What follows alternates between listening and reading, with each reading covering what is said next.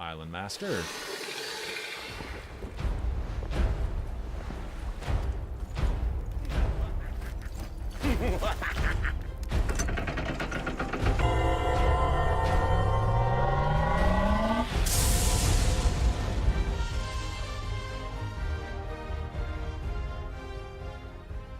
Go. Rage, speed.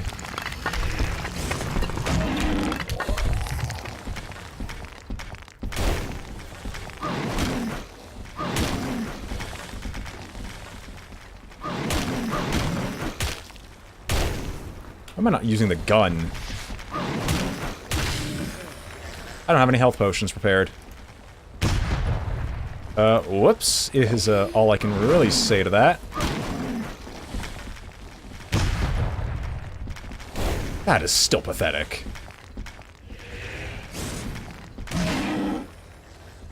Alright, this was significantly easier than last time.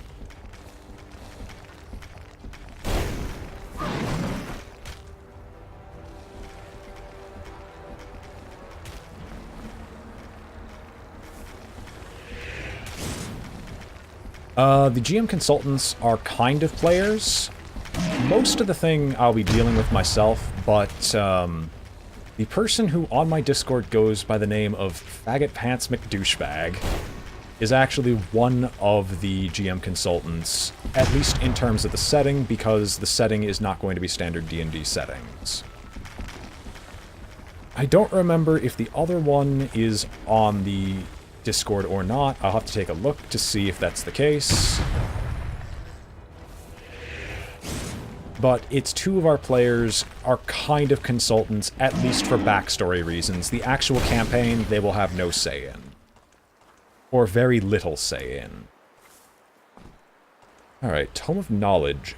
Gain a skill point. That was so thoroughly unhelpful. Alright. I mean, no, it's not.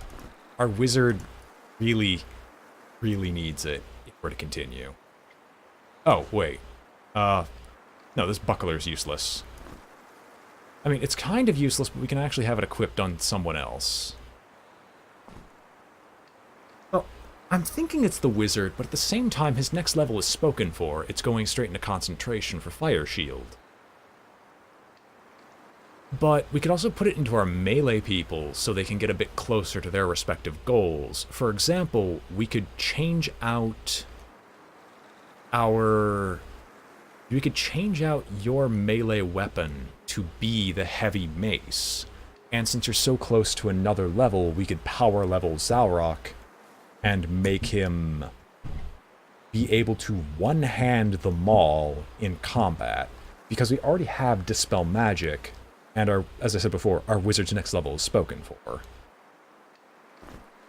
Yeah. So you gain another skill point. That skill point is going straight into heavy weapons. You can equip the Maul, but I don't want you to equip the Maul just yet, because that Maul is not that helpful to us unless it's one-handed, because then you'll lose access to your shield, which prevents petrification. Oh god, my neck. I just decided to break it in two. Anyway, so glad that that fight's over and done with. Let's go back to the Water Shrine, as I have a few more things to do at the Water Shrine. Now that this fight's over. Right, I can pick up a bow, just for frame of reference, but as I said before, our skills simply aren't high enough for it to work. In that regard. I also do need to go back to Twigroot Forest, because there's a lot of treasure chests that I left behind. But we'll just deal with that when we get... When it comes to it, we'll deal with the problem. Anyway. I don't think the Horn of Summoning has any further use from this point onwards. We'll still hold on to it, just in case that's the... Just in case it's the case. I mean, we can go back to the Shipwreck Beach. Which one was this? There it is. Yeah, we could easily go and just kill some turtles.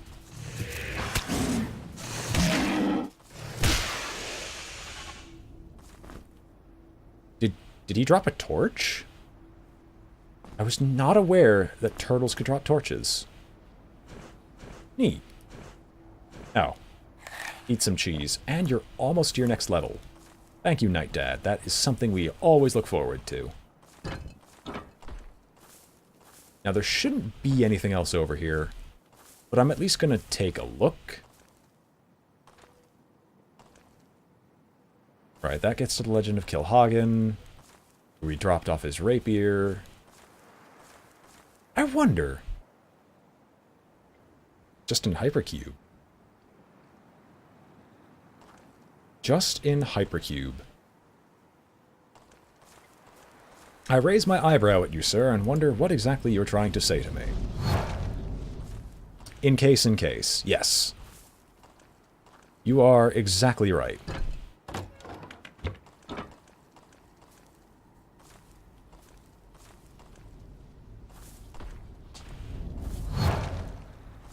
Oh wait, what is the ability of the mace? Because we can use it now. 30% chance of stunning the enemy with increased damage. We can't use the maul yet. At least unless I want to use it two-handed.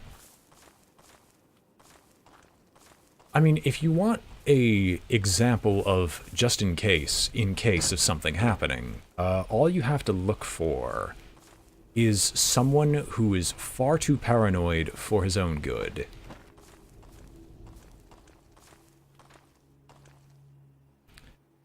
I'm curious of what would happen if I just used the Horn of Summoning right here again. Would I engage in another boss fight, or what? Heck if I know.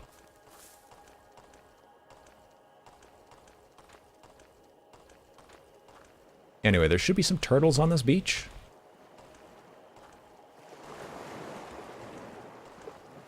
Oh, no worries. I understand your fear completely. We are all a little bit off our rocker here.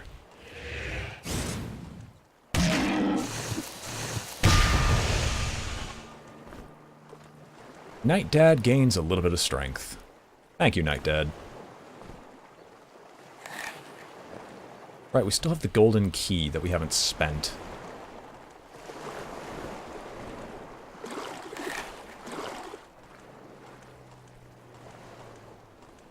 Why am I running all the way back here? There's nothing over here. Salutations and welcome to the Brain Trust. Still need to turn that down. Thank you and welcome to the Brain Trust, Sungriff. May the... Where is the sun? Where is the sun? There's the sun. May it shine down upon us alongside your smiling face as we continue our adventure through this place.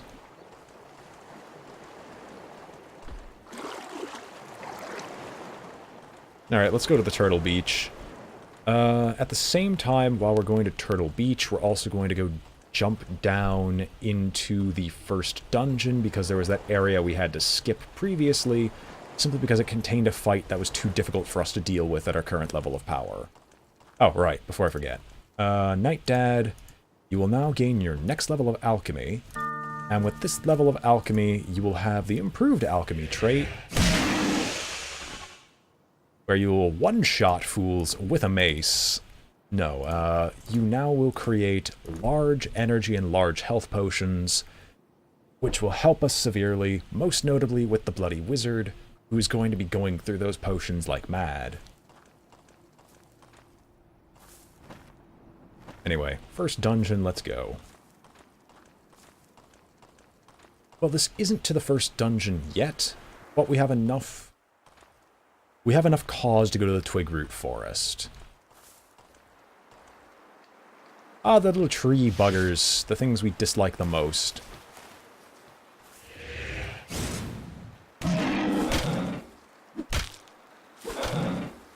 Like... Oh, you guys are tanky. Oh, that's right, they're health scales.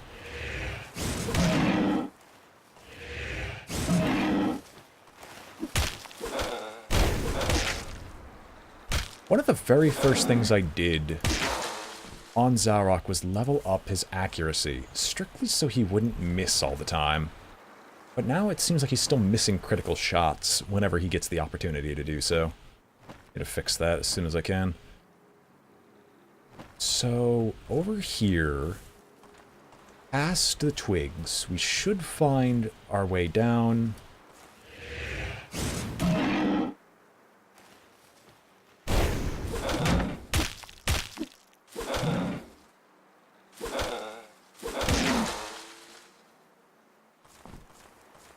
We'd find our way back down to the first dungeon.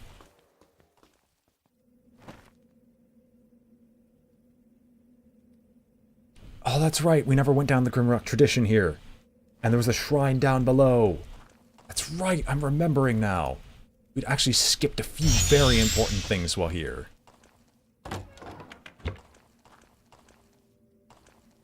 Alright. Well, we've got a lot of exploration to do. First things first.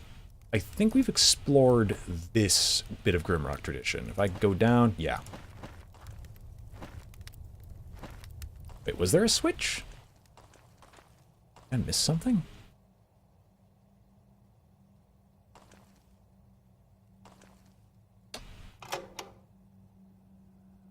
Oh no, this switch, all it does is open this up.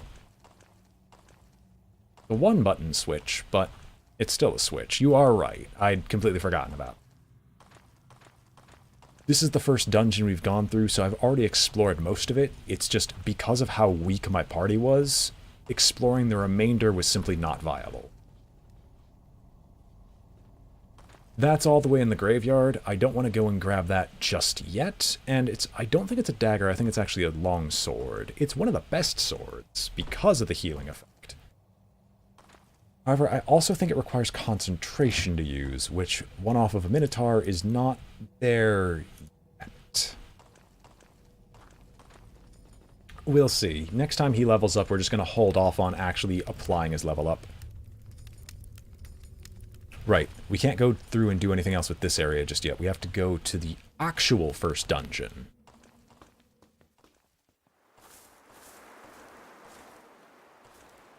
And the actual first dungeon's entrance is up here.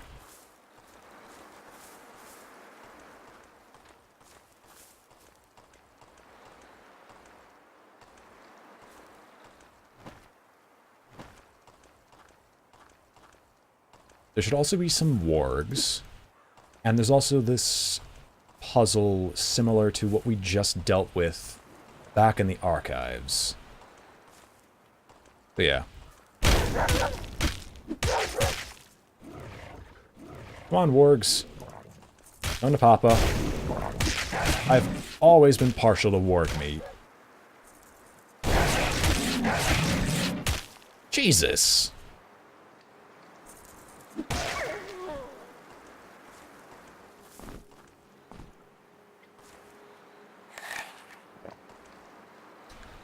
Well, I mean, hey, we're still getting blood drop caps. Do we have, like, a health potion somewhere? No, we don't have one, but we'll just pick up a healing. We'll grab, one of the healing sections before too long, or one of the healing crystals. There should be one around here somewhere. Come on, warg. Okay, you can't do this to me. Zarok, you can't keep doing this to me. Yes, I can also do the meteor thing, but that's not in this... That is not in this area. I actually remember where the meteor thing is, and we'll be getting that after we're done with this section, because it's just before the graveyard.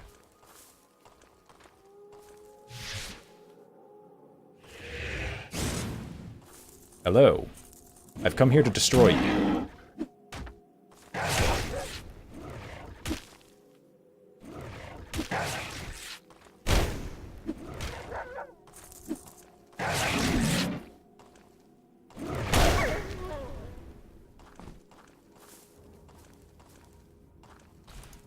For all the fighting we did, we didn't actually gain a lot of food. I put it. Probably their way to force us to eventually just move on, or get on with it. You know what? I'm gonna make use of one of the large healing potions, just so you can see what it looks like. Ba-boom. Full health. The large healing potions, for most characters, are effectively set that character to full health. And I will make use of this maul before too long, it's just now is not the time for it. Just a few more levels. So, let's see.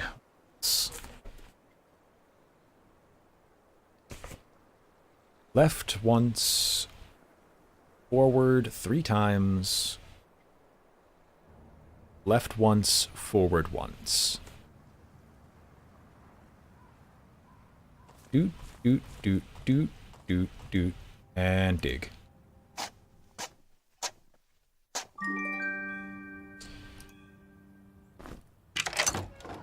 None of these are mimics. I keep thinking they're going to be one, but no, just never a mimic.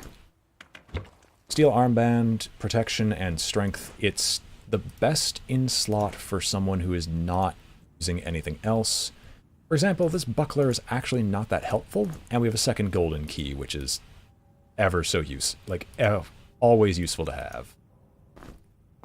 So this buckler will go here. Steel armband goes here, which boosts strength and makes him a little bit more tanky, and there's nothing else here for us.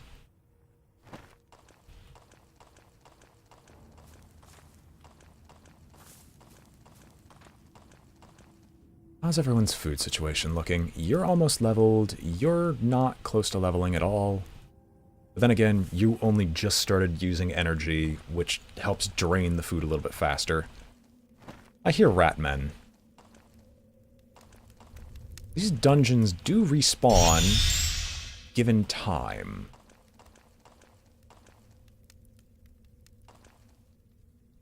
There is no turning back, so I will have to jump down there to continue going forward. Just gonna check here first, just to make sure. Forgotten anything? And now I'll do the smart thing and actually just take the back way through this entrance. Because I don't know why I came this way, or except for the puzzle and the golden key. The one's for the rogue's gloves, and the other is going to be for Life Drinker.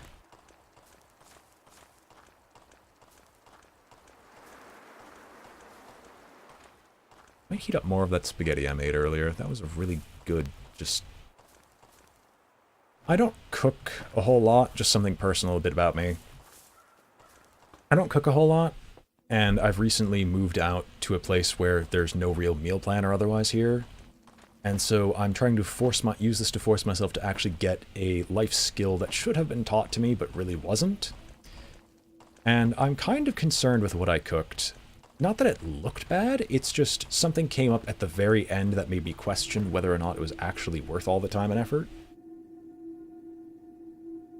However, I'm hopeful that there was actually nothing wrong with it, and it's just all in my head that makes me scared. So far, I haven't felt ill. So as far as I'm concerned, everything should be alright. Wait, what? Why are you things here? Why are these little creatures here? Run away, little rodents.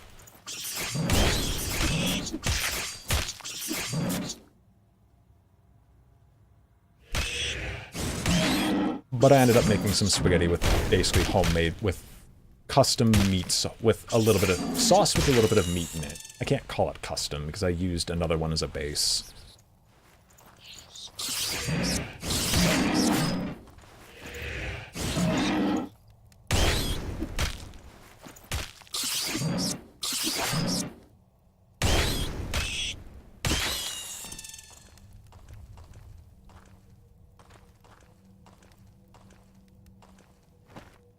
Do I actually know what's directly down there? I do.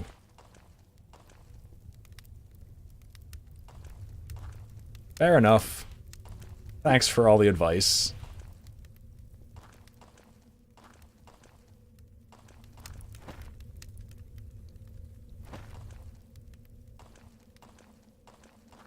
So the area I skipped was this puzzle over here.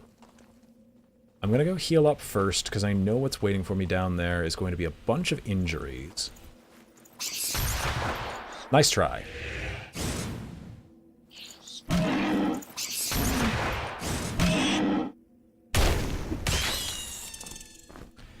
So yes, we do have infinite bullets. We can never run out of ammunition because those things respawn occasionally and will drop bullets for us. So I have nothing to worry about in that department.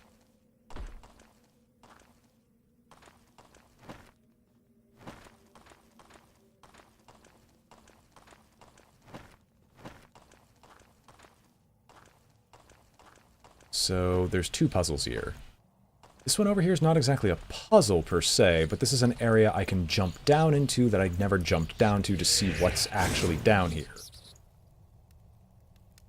Come on.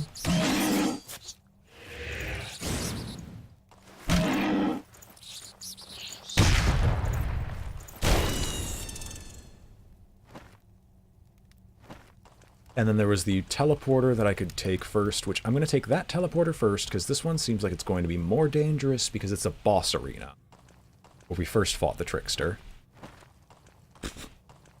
Where I actually want to go is where you fight the skeleton, where you fight the mandatory skeleton horde.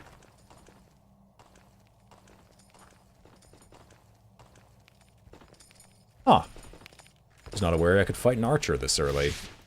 Or that archers would spawn down here. Neat, I guess.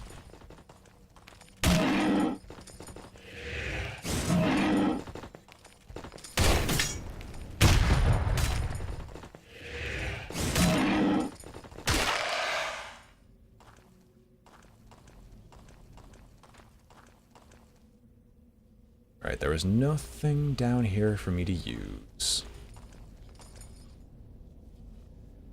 And there's a bunch of melee skeletons down here. Come on. Come and face me, you bloody cowards. You're undead. Show some backbone.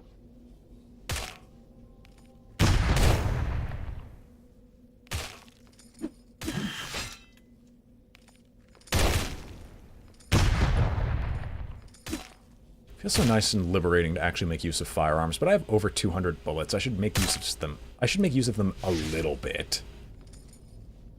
More so than I'm doing with the blowpipes.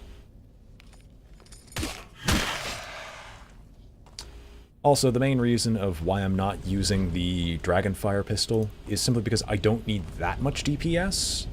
It's technically higher damage, but it uses more ammunition than the Arbicus, whereas the Arbicus is more damage efficient, if that makes more sense.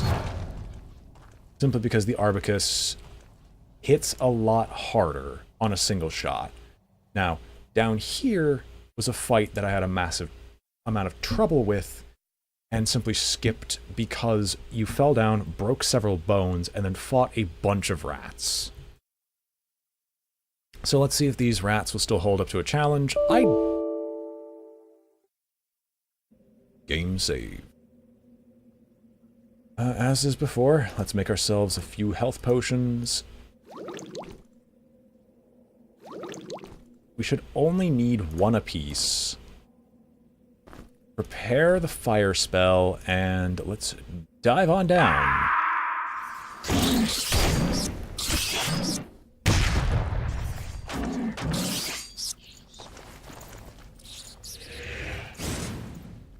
Make a choice. Make a move. Come on.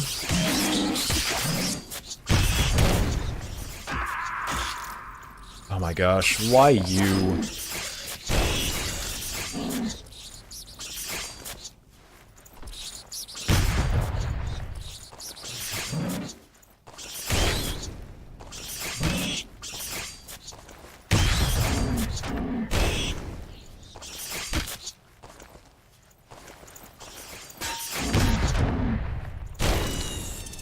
I didn't get the healing off fast enough. It's not too bad, though.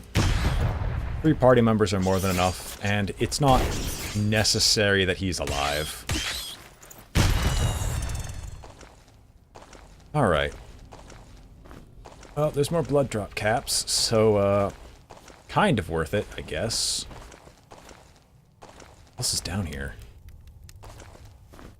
There's some fire bombs, because I ran into this back corner and then promptly died from the swarm of rats because most of my party was dead at the time. Alright, I'm gonna fix your feet real quick. You take this health potion, and boom. Normal move speed, let's go.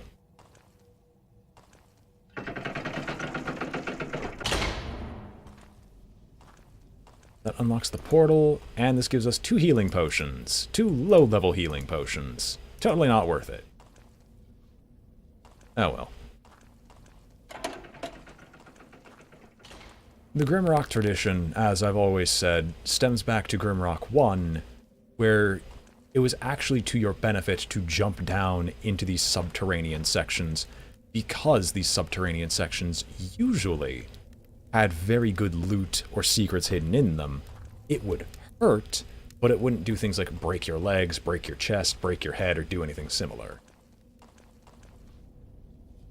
As such, it's usually to your benefit to jump down here and see what's what.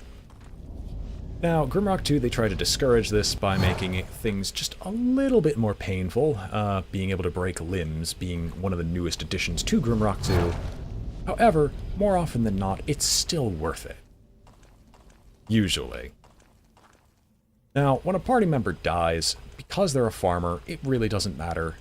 Normally what happens when a party member dies is that that party member misses out on any gained experience. For a farmer, that's kind of a moot point, because their experience comes entirely from getting food. As such, welcome back, our little Minotaur friend. And it also stuns the food meter so you don't lose out on food. Which, I mean, I guess to a certain extent means that they're losing out on experience. Hello there.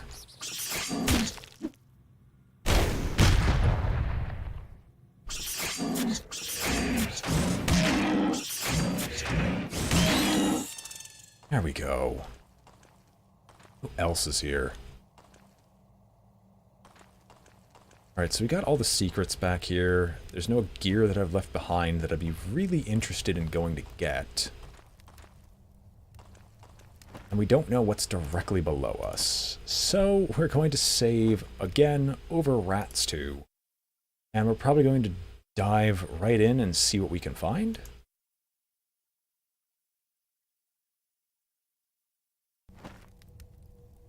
Alright. Yeah, we have health potions. We're fine. Oh. And there's the Shrine of the Glutton. These guys, we were meant to fight during the Trickster fight. Silent bastards, ain't ya? I'm not gonna lie, those things actually did startle me for a bit.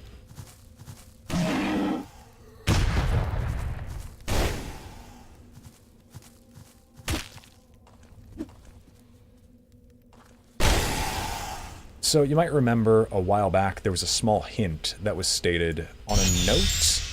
I don't think we actually have that note with us anymore, but I'll check just to be sure. Just to be sure. No. So, I believe if we looked up somewhere, around here, there's something that states that someone can see the shrine just below. That shrine was the Shrine of the Glutton, which is a little secret area. Basically, to open up the shrine, you have to do exactly what you'd expect to with the Shrine of the Glutton. You have to feed it food. Lots of food. Don't worry, you get all that food back, because Grimrock never deprives you of food. I mean, if it did, things would be a lot more awful than they are now. Normally during the Trickster fight, you're supposed to make a mistake, fall down into one of these pits, and there you discover the Shrine of the Glutton entirely by accident. I'm going to keep the cheese because I'm actually not sure if you lose everything or not. But here, take some fish. You could stand to lose some weight.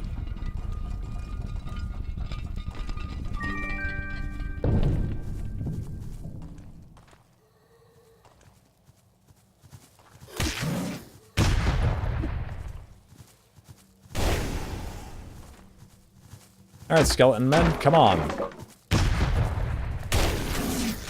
Face me. Face me, you cowards. There's a lot of you. Oh, Jesus. Talk about gluttony.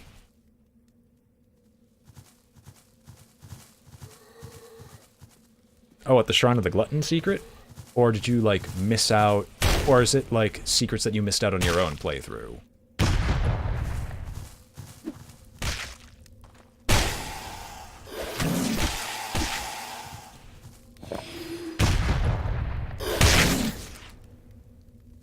Ah, fair enough.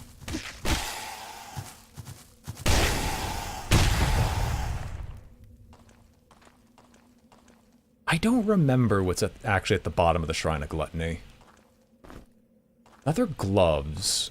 I actually think we're missing a pair of leather gloves on someone. Yes, you don't have them, you've got the rogue's gloves, and you've got the reed gauntlets. You can put on the rogue's gloves, which is good for you because you need it. Back here is a skill book, the Tome of Health, which is really good for the one-off of a Minotaur because he has very awful defenses and is dying so often that we're actually going to give him the health bonus. So he dies a little bit more slowly compared to our other party members. I don't think there are any other secrets to the Shrine of Gluttony, but the Tome of Health is a nice benefit. Oh, there's a speed potion.